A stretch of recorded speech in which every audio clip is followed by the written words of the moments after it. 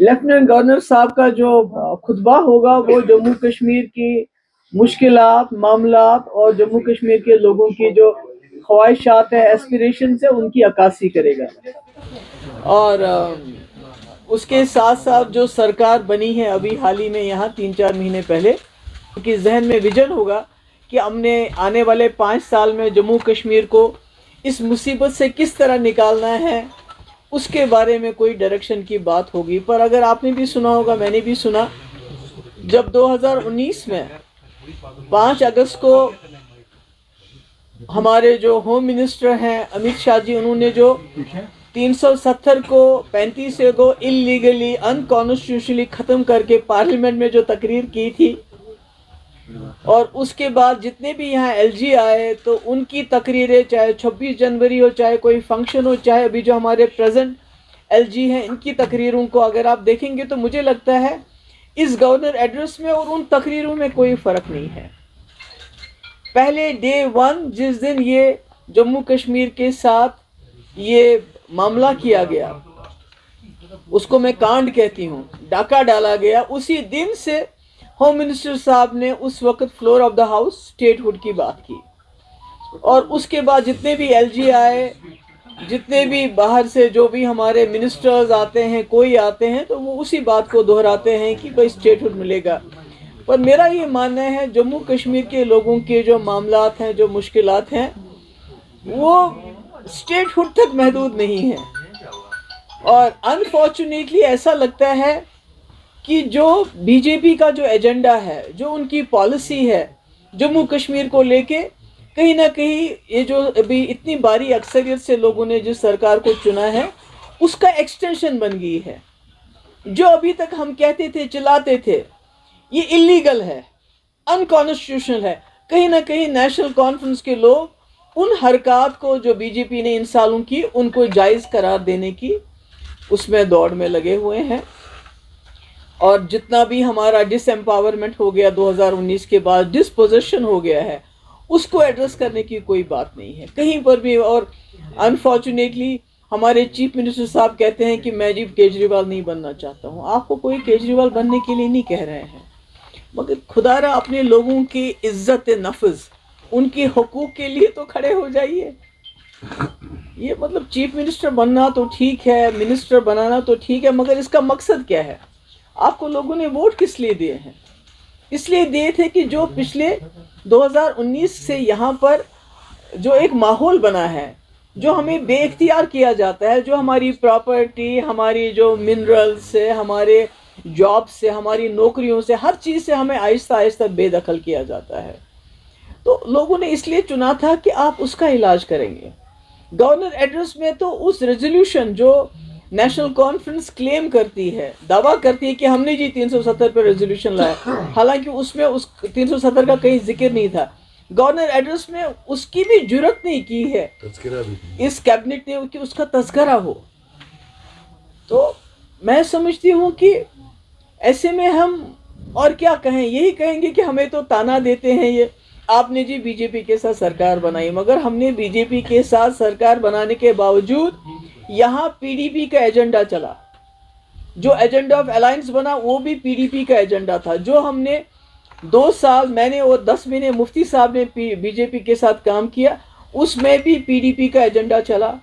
चाहे पत्थरबाजों को एमनेस्टी की बात हो, चाहे हुर्रियत वालों को लेटर लिखने की बात हो, चाहे डायलॉग की बात हो, चाहे ऑल पार्टी डेलीगेशन लाने की बात हो, चाहे सीज फायर की बात हो, चाहे बीजेपी के 2 मिनिस्टर कुटवा रेप में ड्रॉप करने की बात हो, जो जिसमें उन्होंने जलसे में शमूलियत की थी।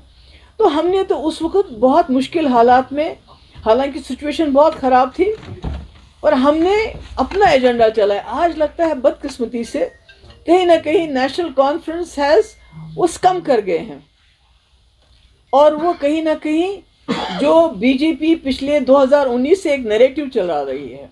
देखिए, एक लेजिस्लेटर कैसे जुर्रत करता है, वो डिक्टेट करता है स्पीकर साहब को कि आप जी एंटी नेशनल और कोई ऐसा जो है रेजोल्यूशन या उसको accept, it is the job of the speaker, who is the BJP MLA to dictate it. मगर स्पीकर साहब खामोशी से सुनते रहे, मुस्कुराते रहे और सर हिलाते रहे, ये ठीक है। तो कहीं ना कहीं मुझे लगता है जिस उम्मीद से लोगों ने वोट डाले थे, 70% लोगों ने वोट डाले और एक जमात को यहाँ वोट डाले। जम्मू में बीजेपी को मिला, यहाँ ओवरऑल एनसी को मिला। तो कहीं ना कहीं मुझे लगता है कि उनकी, मैं नहीं कहती हूँ कि उन्होंने 4 महीने में ही पता नहीं क्या कमाल करना था, मगर जबान देखिए, बीजेपी 1947 से 48 जब से जम्मू कश्मीर का इलाहाक हुआ, उसके बाद स्पेशल पोजीशन मिली, तब से वो 370 के मुखालिफ बात करते रहे। उनके पास कोई ताकत नहीं थी। और आज उमर साहब कहते हैं कि मुझे 370 बीजेपी से कैसे लूंगा। तो अगर वो 70 साल जब उनके पास कोई ताकत नहीं थी इसको छीनने की बात करते रहे, तो कम से कम आप 370 जबान पे लब कुशाई कर लीजिए कि ये गलत हुआ है, ये नहीं होना चाहिए, इसको हम रेस्टोर, हम नहीं कहते हम अकेले रेस्टोर करेंगे, हम सब मिलजुल के इसको रेस्टोर। मगर मेरा ये कहना है कि जम्मू कश्मीर इस वक्त सिर्फ 370 या स्टेटहुड की बात पे नहीं अटका हुआ है।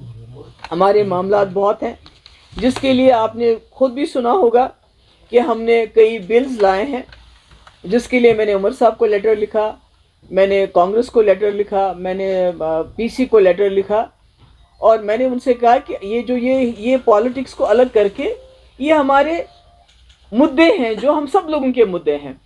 उसमें सबसे बड़ा मुद्दा जो मैं समझती हूँ, एक तो है जो हमारे डेली वेजर्स हैं। कई लोग कहते हैं मैंने अपने वक्त में किया था, मैंने SRO 520 लाया था, सब कुछ हमने मुकम्मल किया था, तकरीबन 1 लाख डेली वेजर्स का बायोमेट्रिक हो गया था।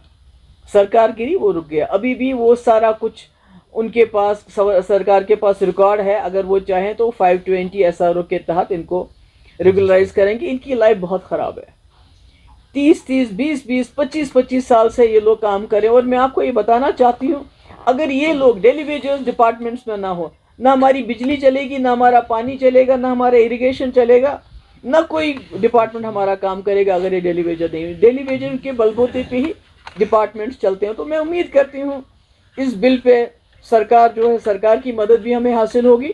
और जो बाकी जमातें हैं उसमें हमने बीजेपी को भी लेटर लिखा कि ये साझा मामला है, डेली वेजर जम्मू में भी, कश्मीर में भी, इसमें हमारी मदद कर लीजिए।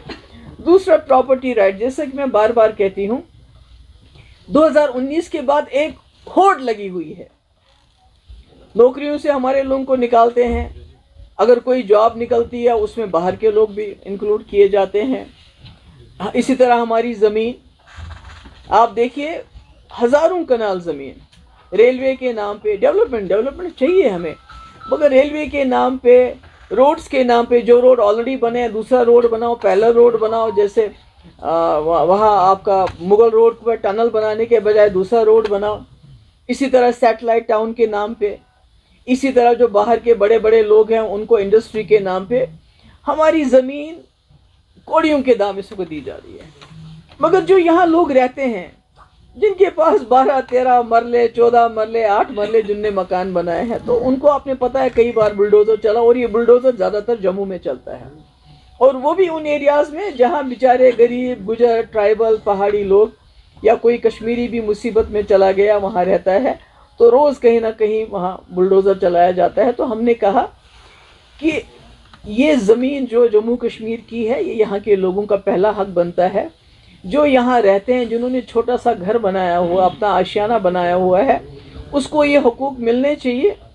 कहीं ना कहीं ऐसा ना हो कि आप सारी ज़मीन सिक्योरिटी फोर्सेस के कैंप्स के लिए आप बहुत ज़मीन देते हो, सड़क के नाम पे, सैटेलाइट टाउन के नाम पे जो अभी ज़मीन दी जा रही है, मेरे ख्याल में 1,80,000 कनाल ज़मीन जा रही है वो, और उस पर भी कोई हमारा सरकार की तरफ से जवाब नहीं आई, सैटेलाइट टाउन किन के लिए बनाए जा रहे हैं।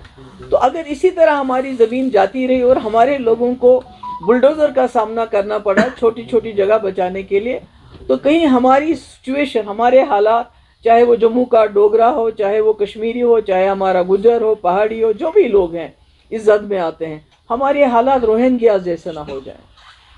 तो इसलिए मेरी फिर से गुजारिश है सरकार से और उनकी जो इकाइयाँ, उनके साथ जो उनके अलायंस पार्टनर है, और पीसी से और बीजेपी से, इसमें हमारी मदद कर लीजिए कि ये प्रॉपर्टी राइट्स उनको दिए जाएं जिनके पास इस वक्त छोटे छोटे घर हैं इसमें गवर्नमेंट लैंड में। और उसके बाद ban on sale of alcohol, इसमें पब्लिक ड्रिंकिंग को बिल्कुल बंद होना चाहिए। तो आप जानते हैं कई लोग इस पे भी कहते हैं कि इन्होंने अपने टाइम में क्यों नहीं किया।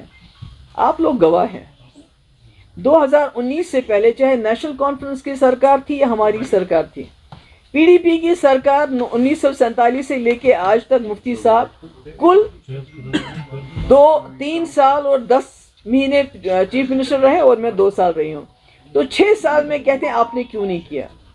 तो मैं ये कहना चाहती हूँ, आपको भी मालूम है इससे पहले 2019 से पहले 2 दुकानें कैंटोनमेंट में होता था और डलगेट में होती थी। अगर आप आज देखेंगे, आज ये बहुत बड़ी वबा है। और दूसरी जो टूरिज्म को लेके बात करते हैं कि ये टूरिज्म के लिए है, तो मैं कहना चाहती हूँ कि पूरे मुल्क के अंदर अगर कहीं टूरिस्ट सेफ है, सबसे ज़्यादा टूरिस्ट जो लड़कियाँ, जो लेडीज़, हमारी बहनें, हमारी बच्चियाँ अकेले ट्रैवल करती हैं, वो कश्मीर में करती हैं। वो इसलिए करती हैं कि यहाँ अभी हमारे जो समाजी जो समाज में अभी कुछ हमारे कदगन लगे हैं, अभी हया है, बाप बेटे के सामने शराब नहीं पीता है। अगर अभी पीते भी हैं छुप छुप के पीते, पर जिस तरह इस शराब की दुकानों को यहाँ आम किया गया है पिछले कुछ सालों में, उससे ये एक लत बन चुकी है। अभी आप देखिए शराब की दुकानों के बाहर इतनी लाइनें होती हैं। उसके बाद मैं अभी देख रही थी एक वीडियो, कोई पकड़ के उसको घसीट रहे थे, उसको शराब पी के पता नहीं थी। तो मैं टूरिस्ट के लिए भी कह रही हूँ, खासकर हमारी जो बच्चियाँ बाहर से आती हैं, उनकी सबसे बड़ी सेफ्टी ये है कि जम्मू कश्मीर में अभी तक शराब कल्चर ओपन नहीं है, हो गया है और अभी ओपन नहीं है। तो इसलिए मेरी गुजारिश है उमर साहब से भी, चलिए हमने नहीं किया, आप कर लीजिए, आप कर लीजिए। तो अगर आप करेंगे बहुत अच्छा होगा, अगर इस पर बैन लग जाए। और इसमें जो हमारे बच्चे, जो ड्रग एडिक्शन है हमारे बहुत ज़्यादा है, और ये जो कंबाइन होते हैं दोनों, तो ये बहुत ख़तरनाक है। ड्रग्स में तो पुलिस बहुत अच्छा काम कर रही है और उम्मीद करते हैं हम ज़्यादा काम करेंगे, मगर इसमें भी हम चाहते हैं ये हमारी मदद करे। इसके अलावा एक बहुत बदकिस्मती की बात है कि जो सेक्रेटरीट, असेंबली सेक्रेटरीट, वो कहते हैं आप फलानी डिपार्टमेंट पे कोई सवाल ही नहीं पूछना चाहते। तो मुझे ये बताइए कि जब हमने इलेक्शन के दौरान में वादे किए प्रिजनर्स को लेके, अभी हम जानना चाहते हैं कितने प्रिजनर्स हैं, कहाँ कहाँ बंद है, क्या है, वो कहते हैं आप ये सवाल ही नहीं पूछ सकते। तो फिर हम कहाँ जाएं? अगर हम नहीं पूछ सकते तो क्या ये फ़र्ज़ नहीं बनता है इस सरकार का कि वो गवर्नमेंट ऑफ इंडिया के साथ ये टेकअप करे? हमने भी एक जो है लेटर भेजा है, कम्युनिकेशन भेजा है, डीजी को भेजा है, चीफ सेक्रेटरी को भेजा है, हमारे वकील जो अब्दुल मजीद डार साहब है, सुप्रीम कोर्ट वकील है, खुर्शीद आलम की तरफ से, कि हमें लिस्ट बताइए कि हमारे जम्मू कश्मीर के कितने कैदी हैं, कहाँ कहाँ हैं, उनके नाम बताइए, ताकि वो बहुत गरीब घरों के लोग हैं। खासकर श्रीनगर में अगर आप देखेंगे, उनके पास इतना पैसा भी नहीं है कि वो उनसे मिलने जाएं। हम चाहते हैं कि हमें पता चले, ताकि हम कोशिश करें किसी न किसी तरीके से उनको कोई लीगल मदद दी जाए, मगर हमारे पास लिस्ट नहीं। दूसरा ये मेरी उमर साहब से मोतबाना गुजारिश है कि चलिए मानिए कि आप छोड़ नहीं सकते हैं इनको, ये जो प्रिजनर्स हैं, मगर कम से कम आप ये मामला तो उठाइए, उनको वहाँ से यहाँ शिफ्ट तो कर लीजिए। बहुत बुरी हालत है। कई ऐसे लोग हैं जो कैंसर के पेशेंट हैं। मतलब मैं नाम नहीं लेना चाहती, मैं नाम लूंगी कुछ लोगों का तो खुदा ना खास्ता उनको और तंग करेंगे। तो मैं इनसे यही कहूंगी कि कम से कम ये जो हमारे पॉलिटिकल प्रिजनर्स हैं, उनकी हमें डिटेल चाहिए, उनके नाम चाहिए, वो कौन कौन से जेल में बंद है। उनका ट्रायल भी नहीं हो रहा है उनका, और जिनका ट्रायल होता है वो इतना स्लो है कि बेचारे माँ बाप कहाँ से लाएंगे इतना पैसा, इतने सालों साल ट्रायल चलाते रहेंगे।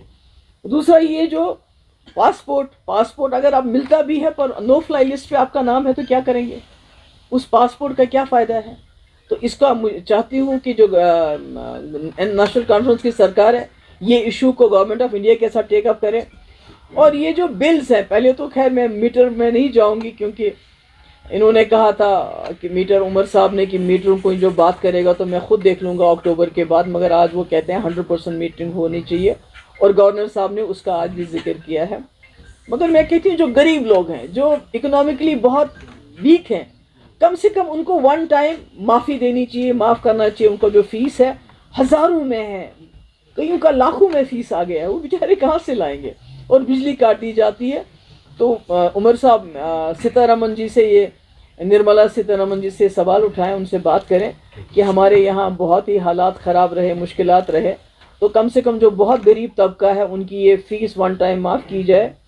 और इसके अलावा जो रिटर्न ऑफ कश्मीरी पंडित्स का जिक्र किया है गवर्नर साहब ने, ये तो रिवायती तौर पे हर इसमें गवर्नर एड्रेस में होता है, मगर हम जानना चाहते हैं कि वो क्या स्टेप्स लेना चाहते हैं, इसके लिए क्या करना चाहते हैं। ये तो हम कहते हैं ऑनरेबल, बट व्हाट ऑल अमली वो क्या करना चाहते हैं, बिकॉज हम भी चाहते हैं हमारे कश्मीरी पंडित यहाँ आए, उन्होंने 2 सीटें उनके लिए नॉमिनेशन, हम चाहते हैं नॉमिनेशन के बजाय अगर उन्होंने इलेक्शन में रखा होता उनके 2 सीटें रिजर्व, एक जम्मू में एक कश्मीर में, तो मुझे लगता है वो एक रास्ता खुल जाता है। कश्मीरी पंडित यहाँ इलेक्शन लड़ता, लोगों में उठता, घूमता, वोट मांगता, वो एक अच्छा रास्ता होता, पर वो नहीं किया। तो इसलिए मैं ये है जो हमने खुर्शीद आलम साहब की तरफ से चीफ सेक्रेटरी को और डीजी को लेटर गया है कि हमें जितने भी प्रिजनर्स हैं जम्मू कश्मीर के उनकी लिस्ट दे दीजिए। हम आरटीआई भी करना चाहते हैं, मगर पहले भी किसी ने आरटीआई किया गया तो उसको ये जवाब मिला कि ये सिक्योरिटी मामला, इसका हम जवाब नहीं दे सकते हैं। इसलिए we went directly to chief secretary and DG साहब। हम चाहते हैं इन घरों की किसी न किसी तरीके से कोई ना कोई मदद हो जाए, और मैं उम्मीद करती हूँ कि उमर साहब इनका मसला उठाएंगे कि इनको यहाँ शिफ्ट किया जाए।